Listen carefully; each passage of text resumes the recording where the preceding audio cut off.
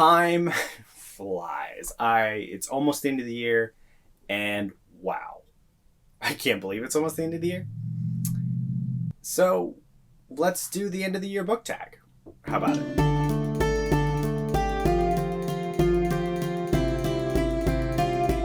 Hello, I'm Pete. This is the Ponderings of Pete. I typically post videos every Monday and Friday, unless there's a live show or other extraneous circumstances. For instance, this Halloween weekend. You're watching this on a Tuesday, if you're watching this right after I posted it. Because my Halloween weekend was crazy. I was crazy busy with work and some other stuff. Yeah, it was pretty much impossible for me to edit without being more worn out than I already am.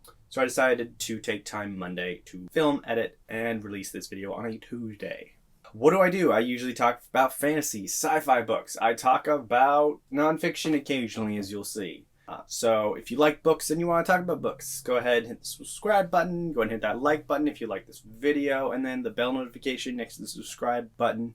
That helps YouTube notify you when it comes out, even though YouTube notifications are low-key trash. So, end of the year book tag. What's it about? The end of the year book tag is kind of weird because it's not about the end of the year. It's about like the last quarter. So it's not a following, hey, the year's ended, let's talk about it. It's more about like, hey, what are you going to do in the end of the year? Kind of a weird name, but let's talk about it.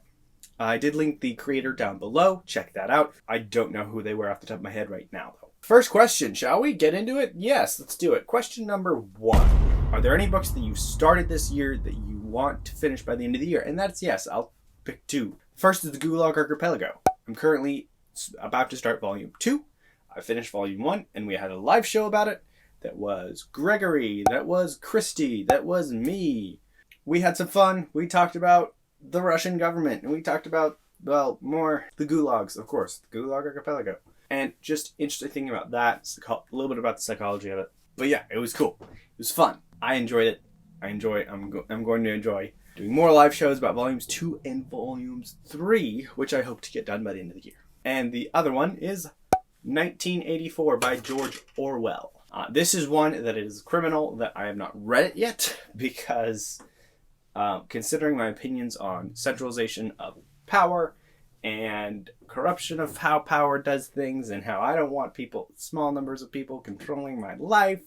Yeah, this book kind of like is a literary book that really dives into the horrors of living like that, which is great, depressing, and saddening because like we're talking about restriction of freedom of speech and stuff, and I'm like, ah! So, yeah. It's a great book so far. I'm trying to get it done by the end of the year. We'll see. So far, it's taken me 2 months, and just reading Gulag Archipelago in 1984 at the same time, it's kind of interesting. So, book 2. Do you have any autumnal books to help you transition into the end of the year? And when I first read this question, I was like, who does that? Then I realized I did. I had 2 Ray Bradbury books that are both autumnally based. The first is October Country. There's a few more fall feeling things, and there's some themes of death in there that's really nice. Read this recently. My October wrap up is probably where you hear me talk more about this book.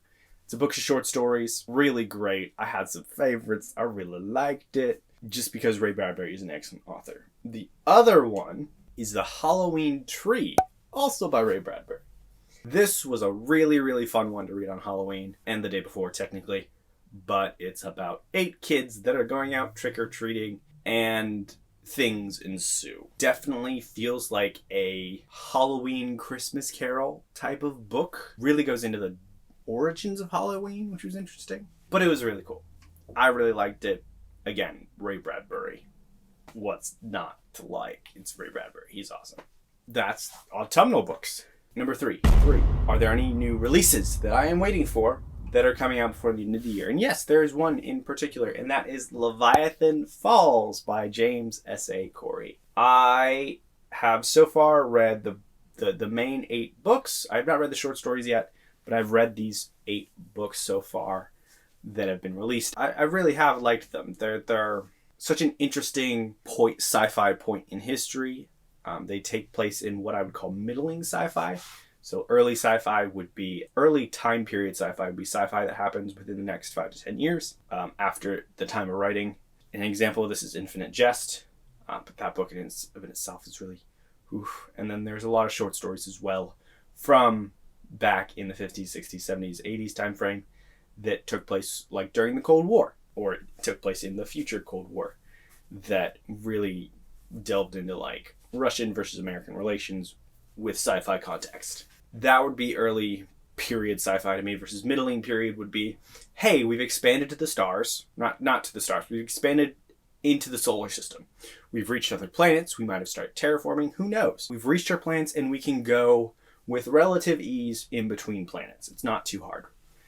And the general populace can do this. And then very late, I would say late period, but late, like just future, like futuristic sci-fi would be we've reached the stars, and the general populace can reach the stars on their own, pretty easily, on their own, but within context. This is a middle period sci-fi, so we've reached, at the beginning of the series, we've reached the solar system. We've colonized Mars. We've colonized a lot of things in the belt. We've started building structures within the belt, the asteroid belt, and then beyond. And the social context, social dynamics, the political dynamics in the series are great. And really, it's just about how people are going to react to changes, vast changes, to just crazy situations, and how different people react to that. So yeah, I think it's a really good series. You have the character work of Daniel Abraham combined with some of these sci-fi building elements from Ty Frank, and they both make up James S.A. Corey. So really, really good. It's a good series. Definitely a good starter sci-fi series if you really want to get into it, because it's not too heavy sci-fi science stuff. So check that out. Leviathan Falls, book 9. The very last book comes out in, I think, end of November, beginning of December. It keeps getting delayed, which is kind of the annoying part. Question number 4. Are there 3 books that you really want to read before the end of the year?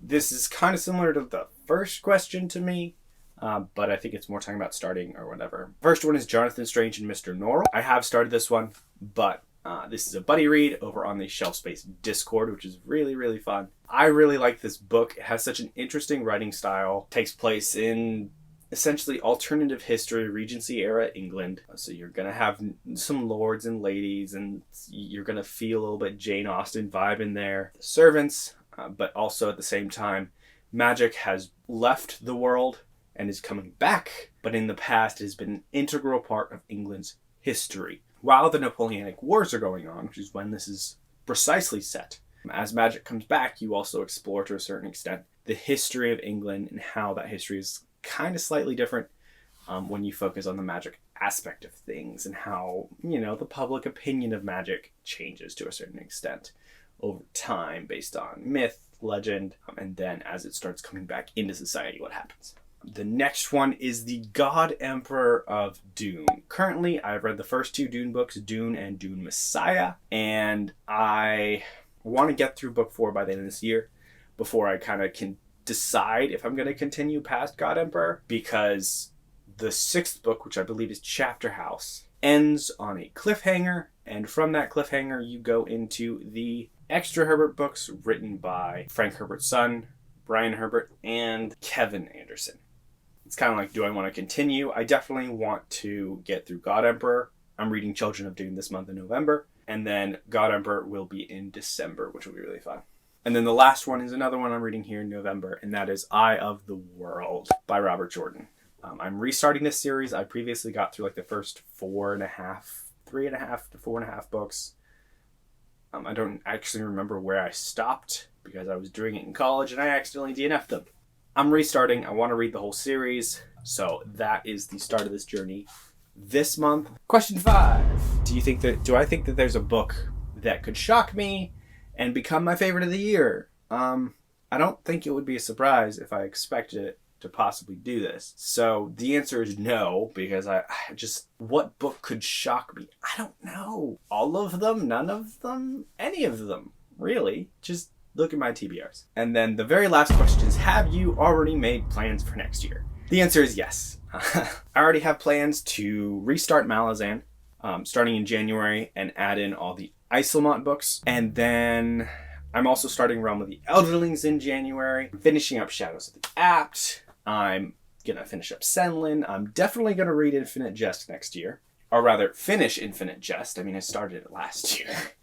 and then never finished it because I got distracted by like Crime and Punishment and some other stuff. What else? That's going to be Realm of the Elderlings is going to be interspersed with Wheel of Time to get that started. Definitely going to finish Fred the Vampire Accountant, that series. I think there's 7 books total currently. I've gotten through 3 of them, so I got 4 left. And what else? Dagger and Coin by Daniel Abraham. I definitely want to get started on that. Get that finished maybe in the first few months. And I know Daniel Abraham has another book coming out in February that it's a new series that I want to start with him. And then Star Wars. I have a lot of Star Wars books that I have barely read any on this channel. And I have a lot of unread Star Wars books because I read a bunch of them when I was younger, but they were here and there. Because of collection tendencies, I bought a lot of Star Wars books. So now it's time to read them because that's the purpose of this channel. That's why I started this channel. I have a lot of books and I need motivation to read them. That's one reason.